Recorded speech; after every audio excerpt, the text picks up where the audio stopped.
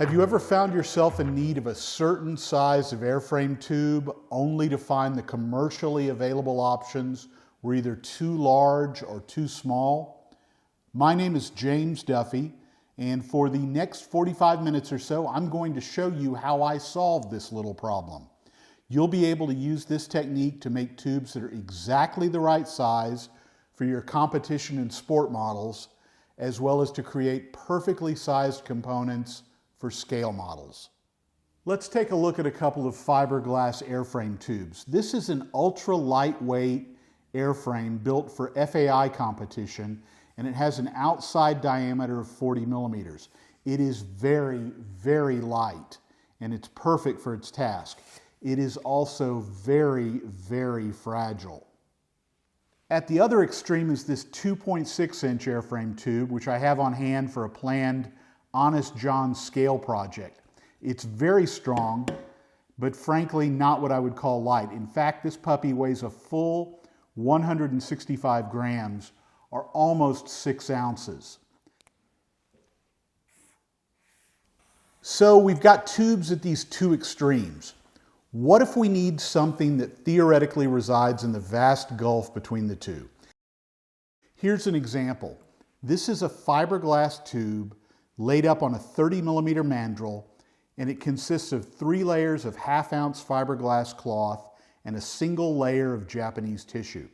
I made this for a Black Brant scale altitude model, but it could be used on any number of rockets. You can make a really cool minimum diameter model with a 29 millimeter motor, for instance.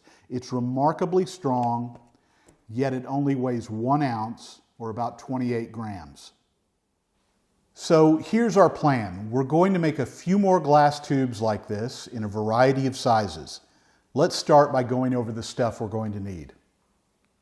The first thing we'll need is fiberglass cloth. This is a bag of half-ounce cloth. This is extremely light, fine stuff. It's sold in either half-ounce, 6/10 of an ounce, or 3/4 ounce weights, and it's extremely light and extremely fine. Before it gets epoxy applied to it, it is also very fragile.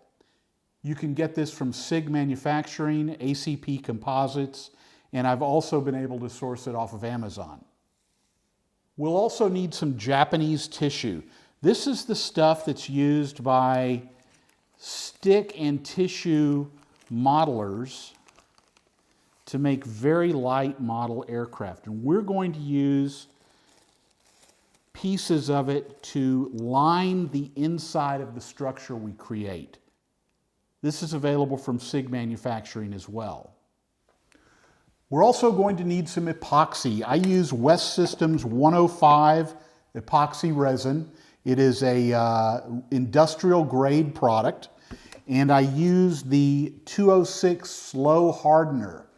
This is also what's known as a laminating epoxy. It's a slow drying epoxy, and it will give us plenty of time to work with our fiberglass cloth as we create our tubes. I like to keep these in this little tray that I liberated from the kitchen, just to keep everything clean and neat in the workshop. We'll also need a mandrel over which we can lay our fiberglass cloth. These come in any size you want.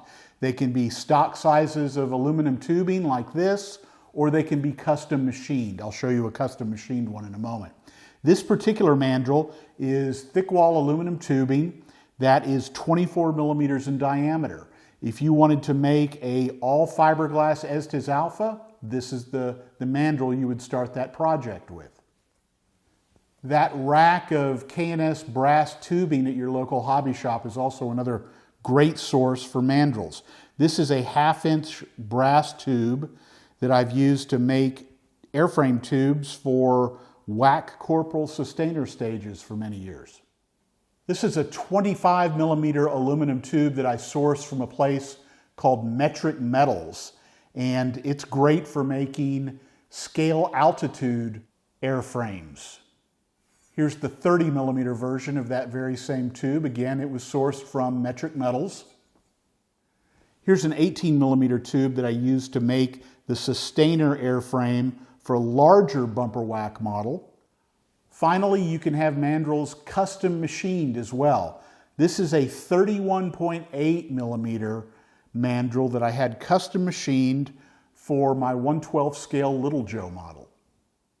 This is Crown 3470 mold release. It's probably the most critical element in this entire process.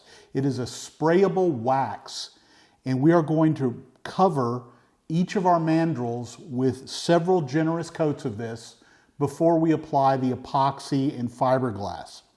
After the fiberglass cures, we can then apply heat to the mandrel, and the tube should theoretically slide cleanly off of the mandrel. It's a little bit tricky to source, and there's no viable alternative that I've ever been able to locate. I source it directly from the manufacturer. I believe the minimum quantity is 6 or 12 cans. Perhaps if you decide to go down this route, you might share a case with a friend or two. We'll need a bunch of these disposable chip brushes. I get these at Home Depot. They're also available from Amazon. Should cost about $1 a piece. We'll use these to apply the epoxy to the mandrel and to the tube layup, and then when we're done, we'll just throw them away. We'll also need mixing sticks. These are standard popsicle sticks. You can get them from Amazon or Michael's or Hobby Lobby. Again, they're disposable. Use them once and throw them away. Now, in my experience, there's only one way to reliably cut the fiberglass cloth we'll be using, and that's with a self-healing cutting mat and a rotary cutter. That's the only way to get through the material without moving it around as we cut. We'll also need rubber gloves. This is non-negotiable. I also recommend that you wear an old shirt and have old jeans on as well.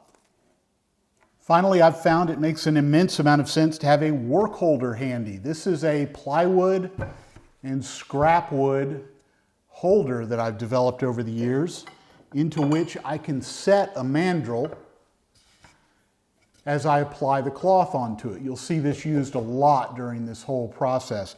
I've made it adjustable so that I can lengthen or shorten it for different size mandrels. I can also set a dowel into it in case I need to make something on an unusually short mandrel. Here are the mandrels I've chosen for this little demonstration, with the choice driven by specific needs I have right now. I'll need a short 18 millimeter airframe for the second stage on a bumper whack project, and I'll also need a short 24 millimeter stuffer tube for that same model. I'll also need a long 30 millimeter airframe for a scale sounding rocket. I haven't decided what prototype that model will be based on quite yet, but I know that it will be 30 millimeters in diameter. Okay, we're in the paint booth / horse trailer to spray our mold release. Use this stuff just like paint. The only difference perhaps being you spray it on a little bit heavier. It goes on glossy. I like to put about 4 coats on each mandrel, letting it dry about 5 to 10 minutes between coats. Here we are with our 30 millimeter mandrel. You'll note that I'm putting a dowel in place to ease holding. This can is about to give out, but I think I can get a coat out of it.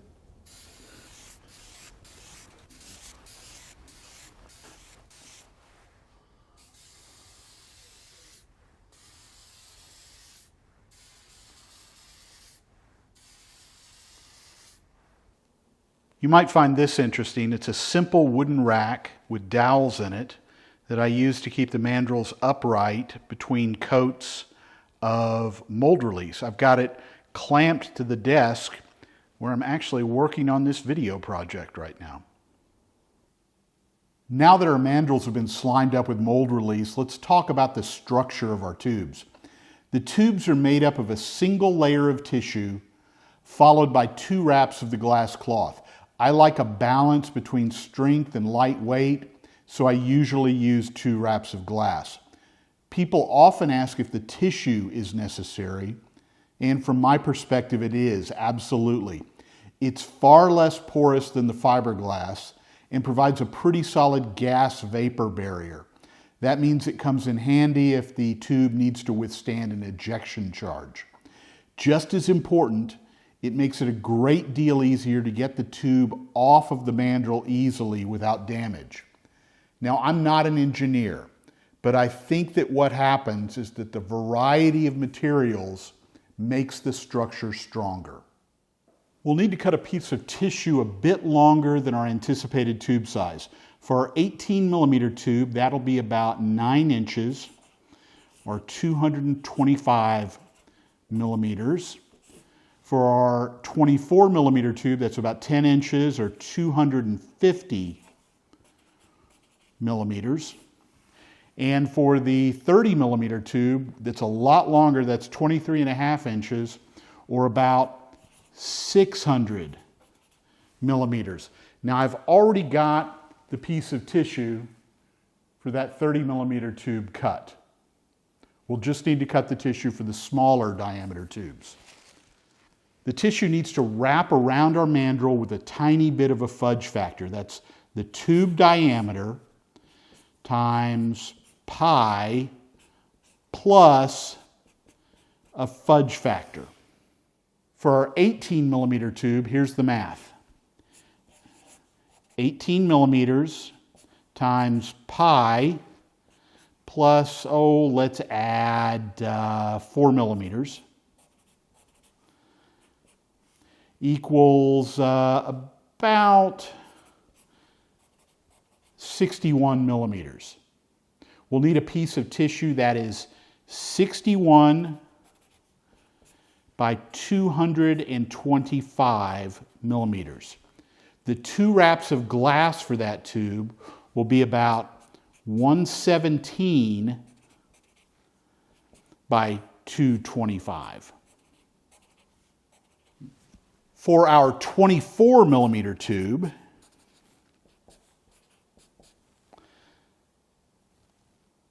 that's 24 millimeters times pi plus, let's give it about a 5 millimeter fudge factor, works out to about 76 millimeters.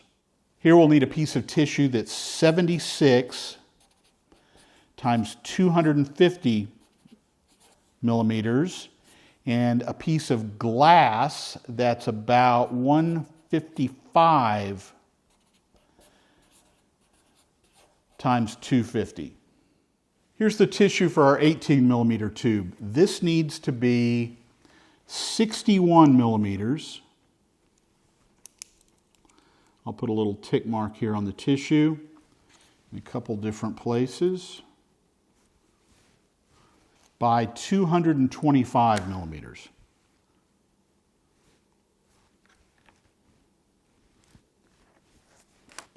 We're going to use a rotary cutter to cut the tissue along with a straight edge.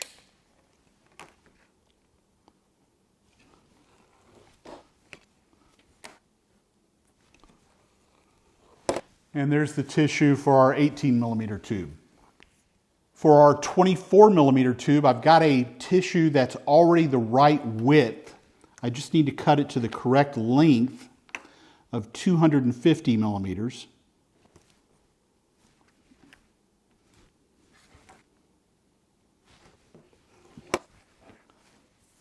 And here we have all the tissue we need for our 18, 24, and 30 millimeter tubes. Let's cut some fiberglass. I found a pre-cut piece for our 30 millimeter tubes, so we only need to cut the glass for the 18 and 24 millimeter tubes. Again, the 18 millimeter glass will be 117 millimeters high by 225 millimeters wide. I like to use a Sharpie to denote where I need to cut. The grid background helps a lot here. Now let's do the 117 millimeter dimension.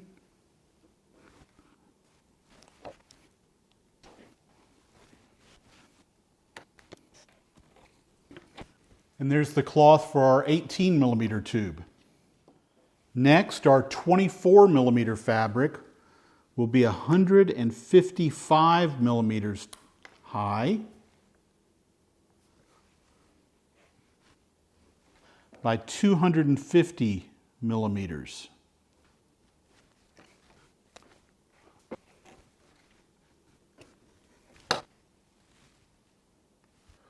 We're ready to lay up our first tube. I've got the 18 millimeter mandrel on a dowel that we've suspended in our holding stand right now. I've also got a mixing cup, a brush, a mixing stick, our fiberglass cloth, and the tissue handy. And just off camera, I've got our West Systems 105/206 epoxy ready to go. I'm going to step off camera for just a moment and mix up the epoxy we'll need. We'll begin our tube layups with the 18 millimeter airframe. The epoxy is dabbed onto the mandrel with the chip brush rather than brushed. Next, the tissue is placed onto the tube. Note how the tissue soaks up the epoxy much like a sponge. I'm gently pushing the tissue down into the wet adhesive, and the tissue even changes color to let you know that the process is working. Just slowly rotate the mandrel until all the tissue is in place.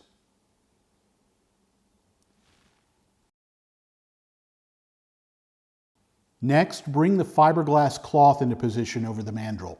Ideally, the edge of the cloth will attach to the layup in a straight line, but don't worry if it doesn't.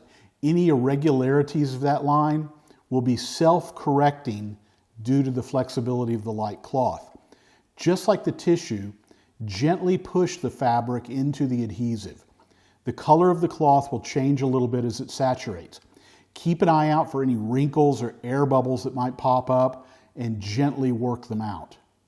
Slowly work the fabric around the tube 2 times. If you need to add a bit of epoxy to a thin area, go ahead and just dab that area with your brush. I like to wet my gloved finger in some rubbing alcohol to smooth out the layup. The alcohol acts as a mild solvent or a thinner, and it makes the final finish a bit smoother, which means less sanding. If there's any flyaway threads of fiberglass cloth still sticking up at this point, don't sweat it. Those will come off easily when we sand the tube later. Finally, I like to wrap some waxed paper over the layup and tape it in place. This step seems to provide a slightly smoother post-cure finish, which again means less sanding. The waxed paper will stay in place until the tube is completely cured.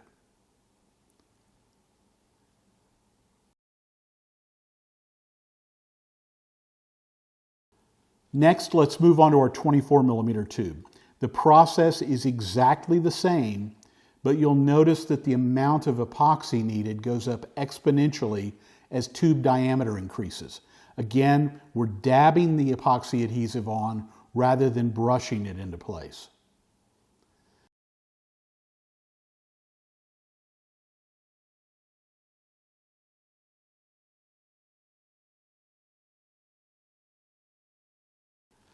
Our tissue then goes into place and we slowly work it around the mandrel.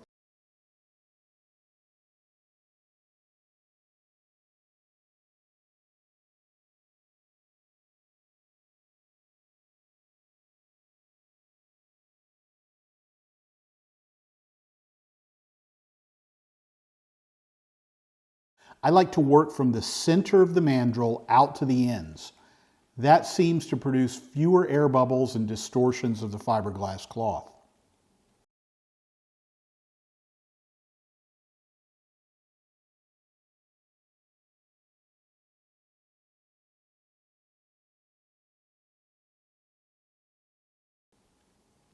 We'll do our rubbing alcohol treatment next.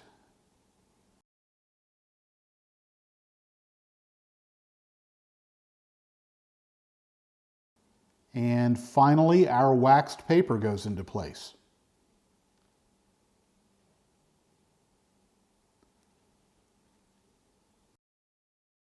Let's move on to the big tube. The handling stand has been reconfigured to handle the much longer 30 millimeter mandrel. As before, we'll start by dabbing the epoxy directly onto the mandrel. This tube will take much more epoxy as it's significantly longer than the previous 2 tubes we made. Our tissue goes into place. Again, note the color change.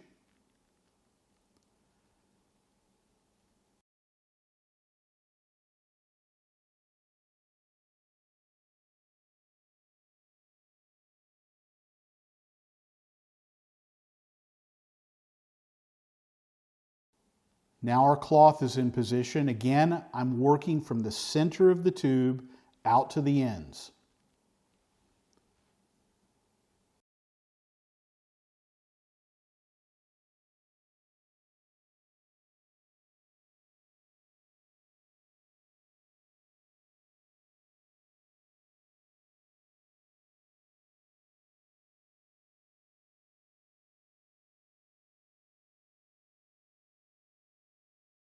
We'll do our little rubbing alcohol trick next because we like anything that means less sanding later.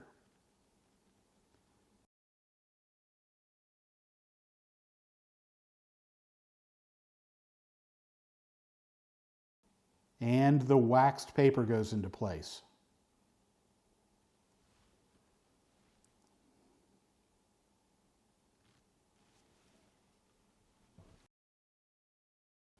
I like to position the tubes vertically as they cure. The handling rack I used after we applied the mold release is great for this.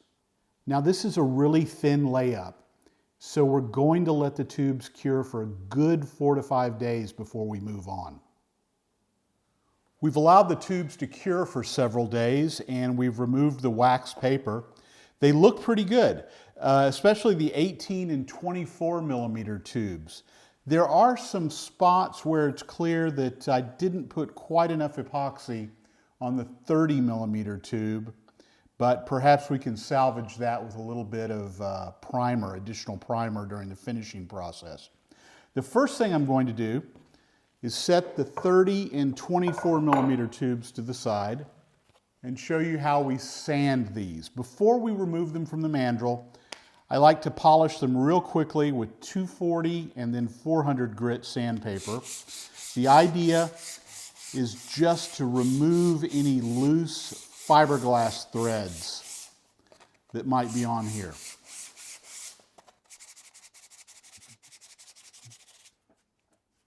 Now the 400 grit.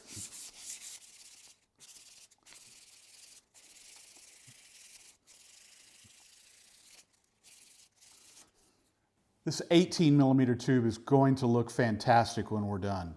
I'll repeat the process on the 24 and 30 millimeter tubes, and then we'll move on to removing them from the mandrels. Operations have moved into the kitchen where the oven behind me is currently heating up to 250 degrees. We'll use that oven to heat the 18 and 24 millimeter tubes up, melting the wax and hopefully freeing them from the mandrel. I have gloves on and the kitchen island has been protected with an old towel. We'll start with the 18 millimeter tube. It should take about a minute to get the mandrel up to temperature. A sure giveaway is the appearance of little tiny wax dots on the external surface of the tube. That means that the wax has gone liquid. Okay, I think we're ready. Note how the tube is slipping on the mandrel. Gently draw it down the mandrel. Be careful that you don't crush it as you remove the mandrel. Be very careful with it for the first hour or so. Let it come up to room temperature. And we're ready to try the 24 millimeter tube. Okay, we're ready to go with our 24 millimeter tube. Gently slide it off the mandrel. Careful not to crush the tube. And we're ready to prime that tube. Removing the tube from the 30 millimeter mandrel is a little bit trickier. Once we heat it up, we'll need a little more leverage than simply grabbing the end of the tube. Note that I've drilled a couple of holes through the walls of the tube up here at the end. We're going to place a piece of wire through there to create a stop. That will allow us to insert a wood pole to gently ease the tube off the mandrel after it's heated. We'll also need a larger heat source than a standard oven. The grill on my back porch is how I solved that little problem. I've placed a couple of blocks up here on the upper rack. I'll set the tube in there. and let it heat up for a couple of moments. Okay, when the tube gets to medium rare, we pull it off, put the tube in place, and begin gently pulling.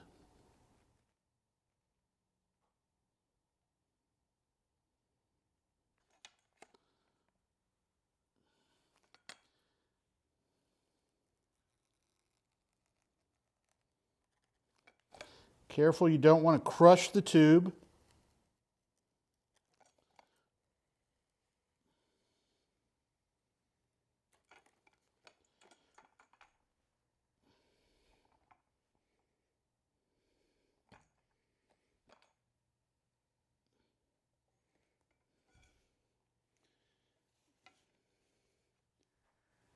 And our tube is off the mandrel. All 3 tubes have been removed from the mandrels and have also been sanded with 240 grit paper.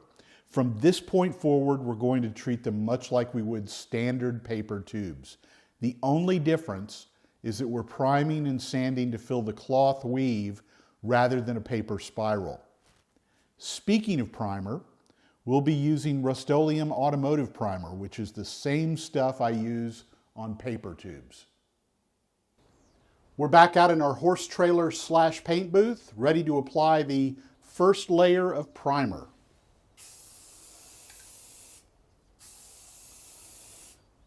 Just like paint, we start off the part and finish off the part.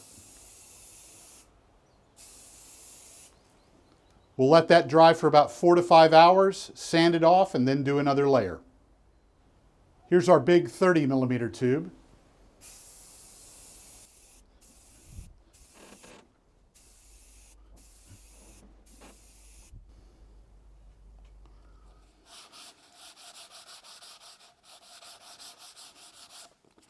We're sanding our 18mm tube here. It turned out very nicely.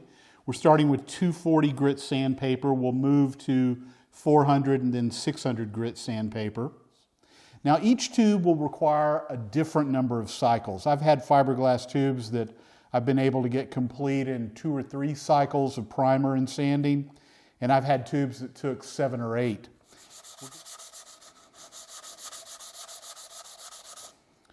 Our 24mm tube looks even better, which is ironic because I built this to be a stuffer tube and the cosmetics really don't matter here. I'll probably stop at 2 cycles of primer and sanding on this particular tube. The 30mm tube is not quite as elegant as the other two. Still, it turned out pretty well. I'm pleased with it. It'll certainly work for a boilerplate model or a sport model. It may not work for a competitive scale model, but it's certainly a usable tube. That brings us to the conclusion of this demo. I'll continue with the priming and sanding operations on these tubes, but I think you get the idea at this point. I should mention that there is a learning curve associated with this process. Don't expect your tubes to be perfect right from the start. Hopefully, though, this demo will help make the learning curve a little less steep. So, thanks for watching. What? I still have 15 minutes? Really? Keep going? The fin thing? Okay. Among the most frequent questions I get are how to deal with vacuform parts. And specifically, lately, it's been how do you deal with the vacuform fins on the old Estes Maxi Brute V2 kit. This is a V2 kit that I had on the shelf for many years. I dug it down a few years ago and built it up into what is easily the most colorful V2 ever flown, White Sands Round 43. The fins are the original vacuform plastic fins from the Estes kit. They are difficult to build if you follow the directions in the kit. I've come across a better way of doing it, and I'd like to show you how to do that now. Here are the original vacuform fin parts from an Estes Maxi Brute kit. The kit was made starting about 1974 and lasted until about 1980, and then reappeared about 2001. What we're going to do is outline the parts with just a common ballpoint pen. We'll cut them out with a standard X-Acto knife, and then we are going to glue those halves to thin 1/32 inch balsa. That will give us 8 individual fin halves with balsa backing.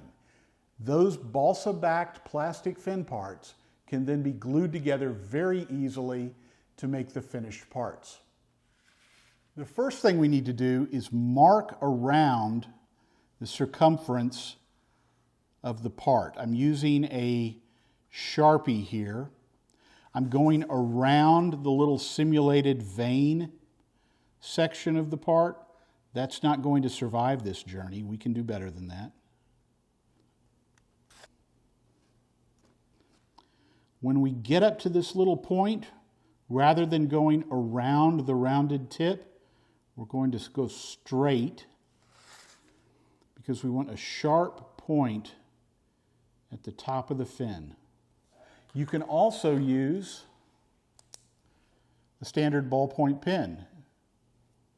By the way, Ellis, Bill, I need a new Estes ballpoint pen.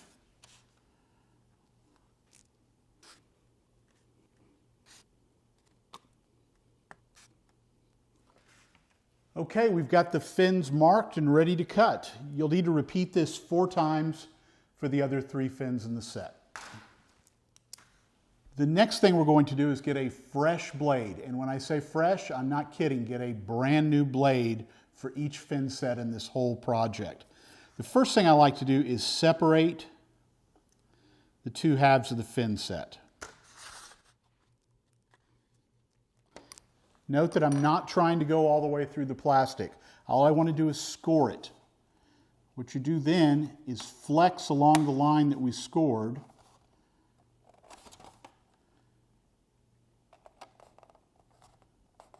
And the parts should separate. Just like that. Next, with our sharp blade, did I mention sharp? I'm not kidding. We're going to carefully try to go right through the middle of the black line we just made.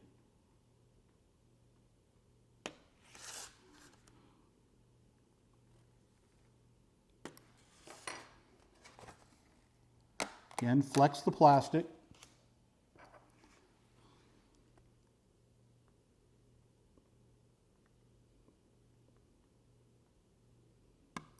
This little nub right here is where an antenna detail part will go.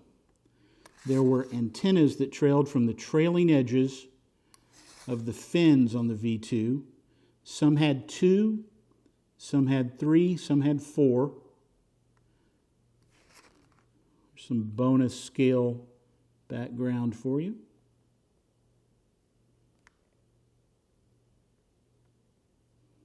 Work slow, let the knife do the work.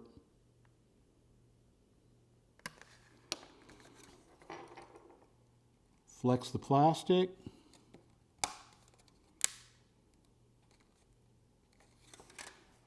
Okay, let's talk about these antenna vane parts. Rather, not antenna vane, but the exhaust vane parts here. Back in 1974, I guess they thought this was a good solution for developing an exhaust vane for this project, but we can do much better. We're going to cut this away from the fin and do something different when we build our model. Between 3D printing and laser cutters, we can dramatically improve on that and make the part much easier to assemble. I've already worn out that blade. Fresh blade.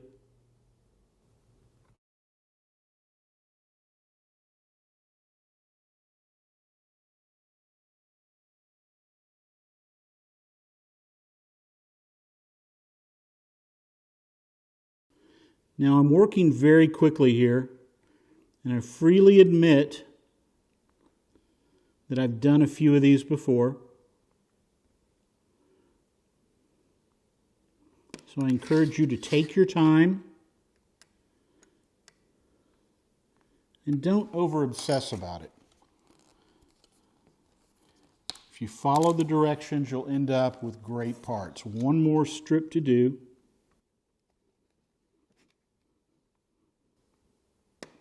Notice how that line is rounded there? Go ahead and cut it off straight.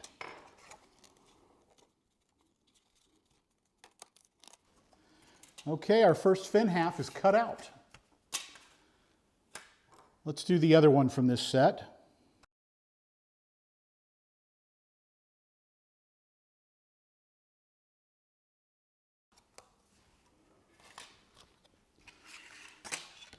Okay, 2 halves are cut. I'm going to clean this exhaust vane up just a little bit here, and we'll attach them to the 1/32 inch balsa in just a moment.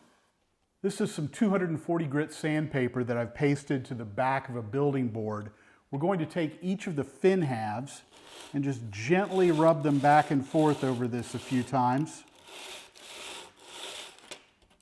just to refine that edge that's going to come in contact with the balsa sheets in a moment.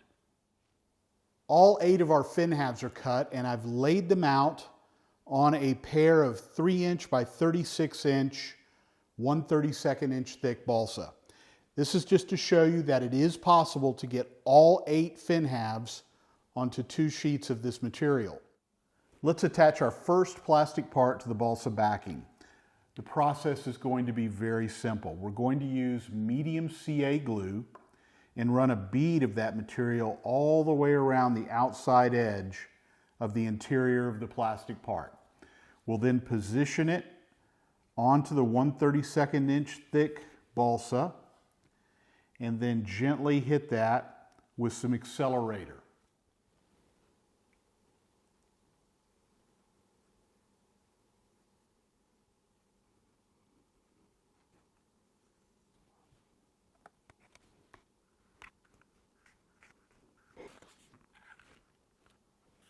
And there, we're ready to cut out the part. We can cut straight through this antenna mount.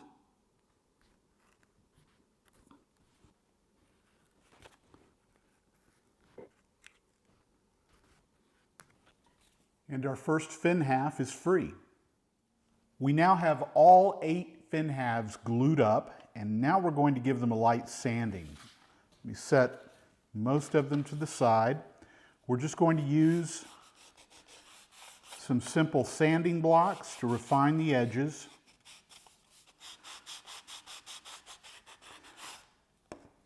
And we're even going to use a wine cork wrapped in sandpaper for this tough to get out little joint right here next to the antenna mount.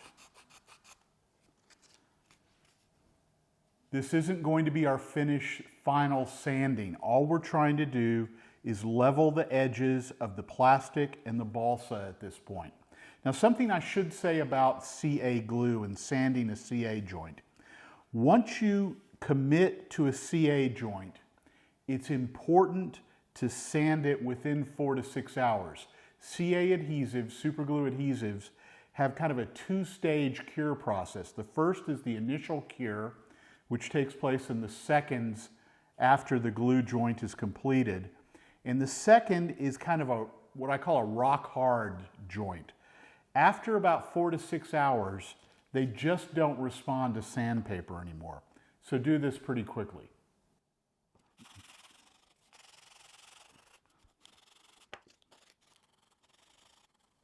Our fin halves have been trimmed, attached to the balsa backing, and sanded, and we have one more little task we need to do. Remember these little antenna details? What we're going to do is mark and trim away an inset on the inside of the fin so that we can insert an antenna detail later. It's very simple to do. Just look at the end of the fin, draw a line up, and define a pocket, ideally more elegantly than I've done it there. We're going to cut away that balsa right there. We'll do it on both fins. About 1/2 inch deep to 3/4 of an inch deep is fine.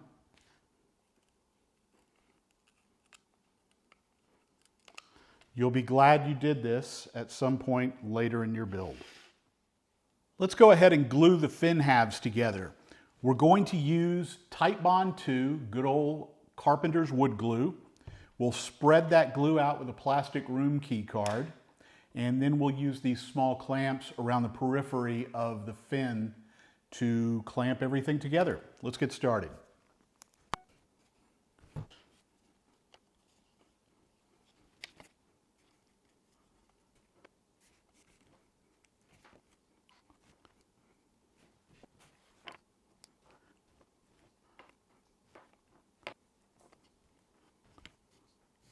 And there we go, the first fin is all clamped up. We'll let this dry for about 2 hours and then we can remove the clamps. Our fin halves have been glued together, allowed to dry and then unclamped. Next we used a series of sanding blocks to refine the edges. And our next task is to fill this hole. Remember, this is where we excised the part that was to form the exhaust vane. What we're going to do here is take a small scrap of 020 thick styrene plastic, glue it in place over the hole with some thin plastic cement, allow it to dry, and then cut the excess away. Let's do that now.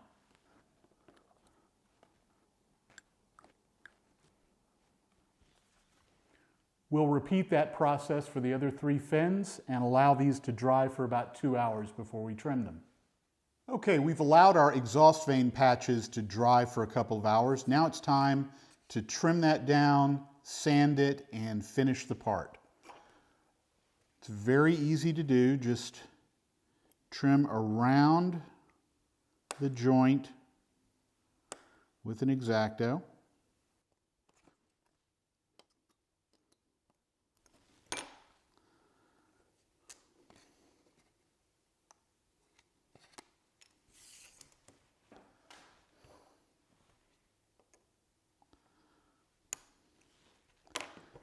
We'll bring in a sanding stick to refine the seam.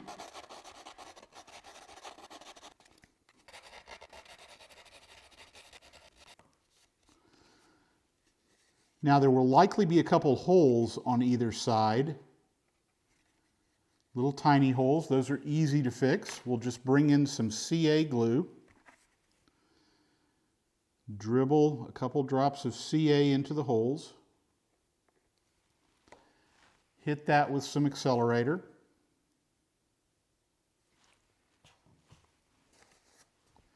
And continue sanding. Medium CA is a great gap filling agent. All 4 of our exhaust vane patches have been shaped and our fins are ready to attach to the tail cone. Before I let you go, let me show you how well these fins integrate with the tail cone. It's as if the kit were designed for this approach from the very beginning. Thanks for watching. I look forward to seeing what everyone does with the Maxi Brute V2 kit that's hiding in the back of your workshop.